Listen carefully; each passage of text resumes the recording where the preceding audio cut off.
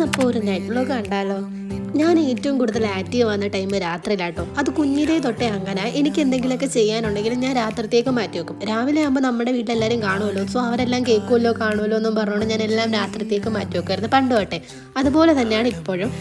ഞാൻ വളർന്ന് വലുതായെന്നല്ലാതെ ആ സ്വഭാവത്തിന് ഇതുവരെ യാതൊരു മാറ്റവും ഉണ്ടായിട്ടില്ല. അപ്പം അങ്ങനെ ഒരു ദിവസമാണ് ഇതും.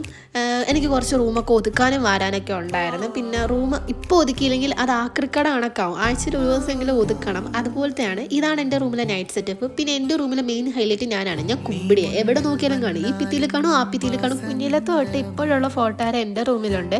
പിന്നെ എന്നെപ്പോലെ തന്നെ രാത്രി ഉറങ്ങാതെ വീടിന് സെക്യൂരിറ്റി ആയിട്ടിരിക്കുന്ന 2 പേരാണ് ഇവരും.